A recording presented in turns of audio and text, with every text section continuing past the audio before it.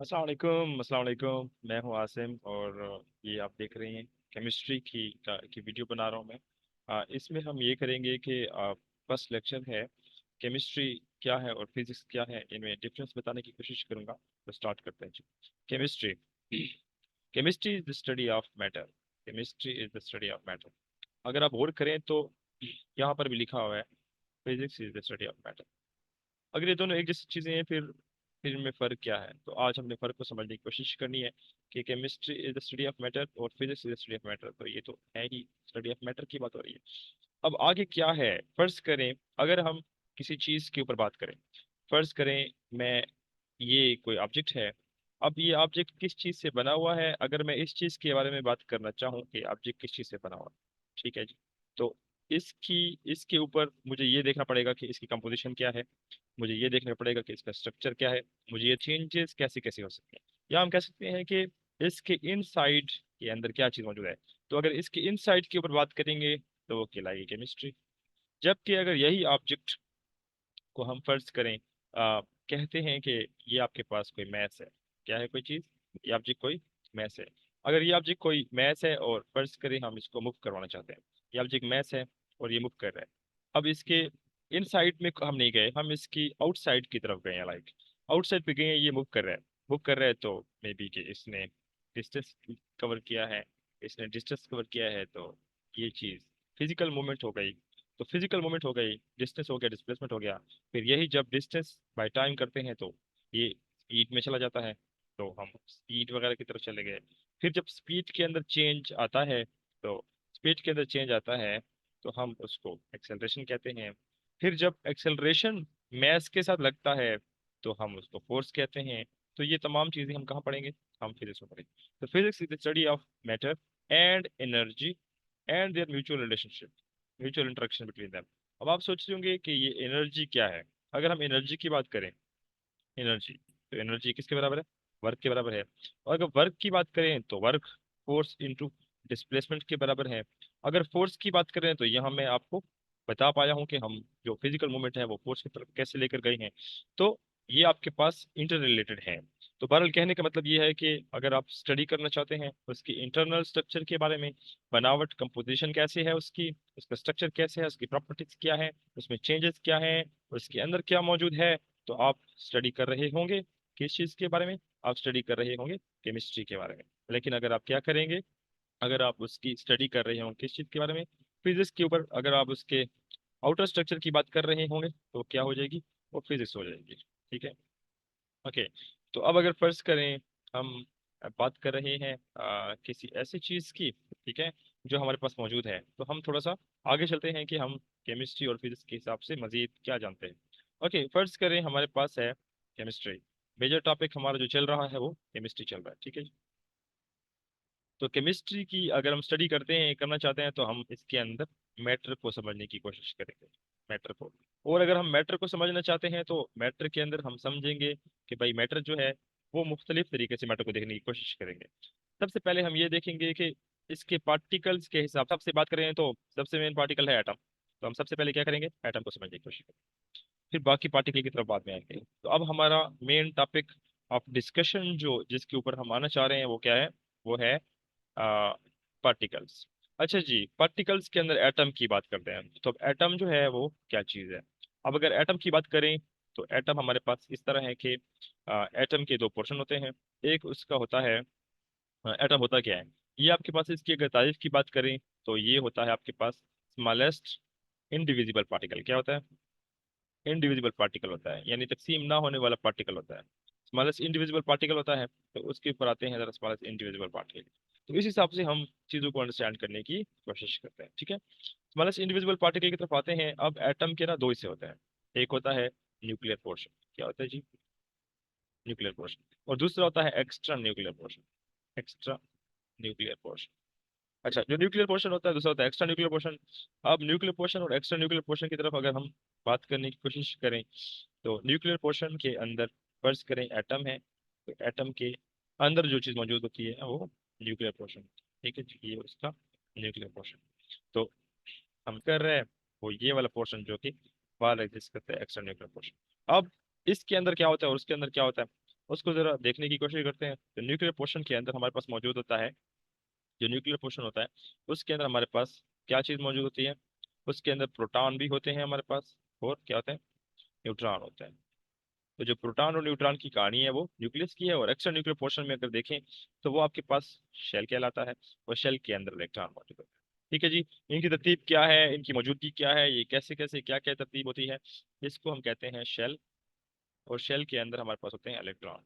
तो ये तो मैंने आपको थोड़ा सा बता दिया एटम के स्ट्रक्चर के बारे में, एटम के स्ट्रक्चर के बारे में। ओके। तो अब आ जाते हैं जरा कंपोजिशन के ऊपर आ जाते हैं। अच्छा, एटम के स्ट्रक्चर में काफी कुछ है जो कि डिस्कस होना है, तो हम थोड़ा सा एक न्यू स्लाइड की तरफ चले जाते हैं, न्यू स्लाइड की तरफ चले जाते हैं। अच्छा, अगर हम स्ट्रक्चर की बात करें तो स्ट्रक्चर के हिसाब से हमारे पास, फर्ज करें हमारे पास एक पोर्शन है, लाइक हम इसको देख लेते हैं स्ट्रक्चर में, इसको मजीद थोड़ा सा बेहतर करने की कोशिश करते हैं। ओके, तो हमारे पास, आपके पास जो एक है न्यूक्लियर पोर्शन है, ठीक है। अच्छा, न्यूक्लियर पोर्शन, और दूसरा है extra nuclear portion, nuclear portion, और यहाँ है extra nuclear portion, extra nuclear portion. अब न्यूक्लियर पोर्शन के ऊपर अगर बात करते हैं तो आपके पास क्या चीज़ मौजूद होती है? न्यूक्लियर पोर्शन में हमारे पास मौजूद होता है, सबसे पहले हम कह सकते हैं कि भाई न्यूक्लियस जो है वो बराबर है, न्यूक्लियस बराबर है प्रोटॉन प्लस न्यूट्रॉन के, प्रोटॉन प्लस न्यूट्रॉन के। ओके, तो प्रोटॉन प्लस न्यूट्रॉन के बराबर है। अब प्रोटॉन क्या है? प्रोटॉन पी से हम कह सकते हैं इसको। तो प्रोटॉन ये आपके पास होता है is equal to positive charge है, पॉजिटिव चार्ज पार्टिकल है, पॉजिटिव चार्ज पार्टिकल है आपके पास, जिसको हम प्रोटॉन कहते हैं।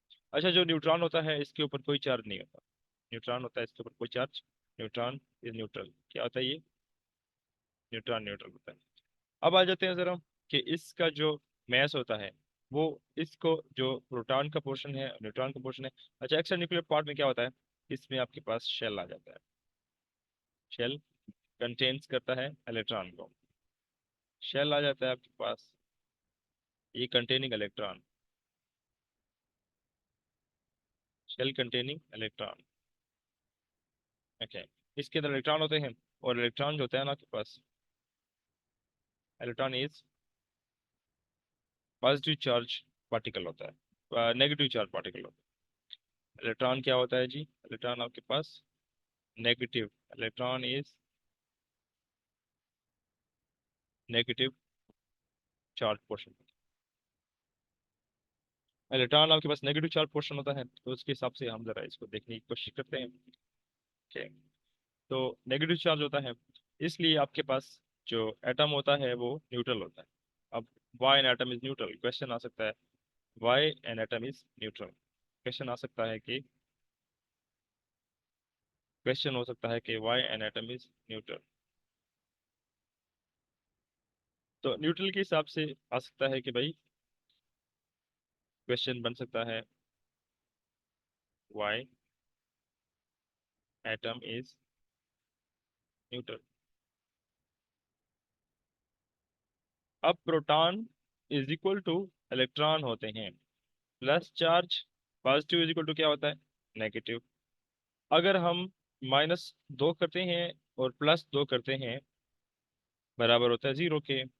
तो जब ये प्रोटॉन और इलेक्ट्रॉन किसी भी एटम में चूंकि नेचुरली बराबर होते हैं, तो हम इसको कहते हैं जीरो चार्ज, और किसी के ऊपर जीरो चार्ज हो तो वो न्यूट्रल होता है।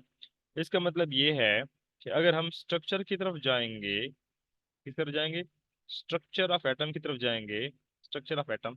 अब न्यूट्रॉन जितने मर्जी हों वो एक अलग बात है, लेकिन प्रोटॉन अगर आपके पास हो एक, तो इलेक्ट्रॉन भी एक होगा, इलेक्ट्रॉन भी क्या होगा? इलेक्ट्रॉन एक होगा। अब ये तो क्लियर हो गई कि प्रोटॉन और इलेक्ट्रॉन आपस में बराबर हैं, तो प्रोटॉन एक है तो इलेक्ट्रॉन भी एक है। मैंने न्यूट्रॉन की बात नहीं की, तो न्यूट्रॉन एक अलग पोर्शन। तो इसको हम कहते हैं Y atom is neutral, because proton is equal to electron, so they can cancel effect of each other. तो अब बात करते हैं, या फिर डिफिनीशन को टॉपिक एंड करते हैं। Because,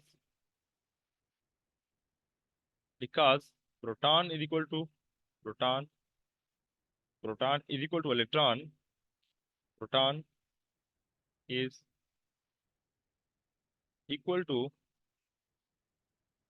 electron, so they can cancel the effect of each other.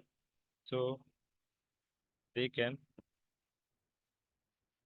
cancel the effect of each other.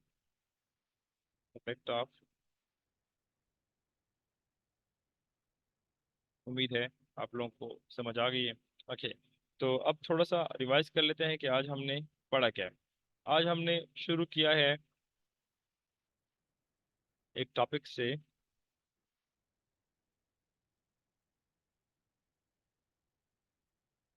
Okay, आज हमने सबसे पहले शुरू किया है केमिस्ट्री की डिफिनेशन से शुरू किया है।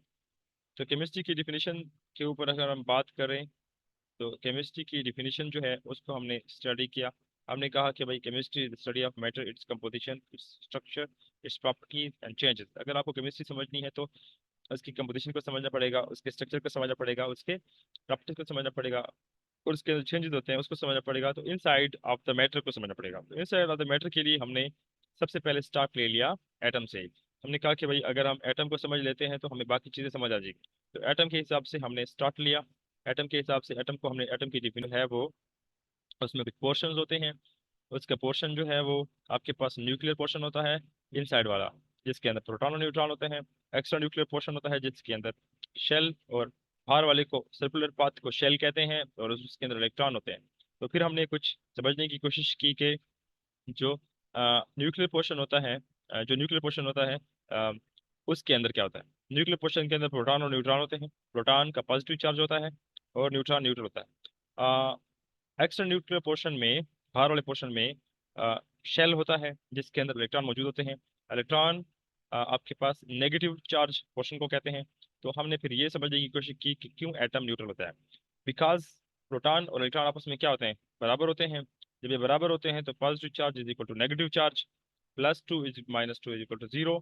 सो इसलिए ये एक दूसरे के इफेक्ट को कैसे करते हैं, because proton is equal to electron, so they can cancel the effect of each other, so it is why atom is neutral।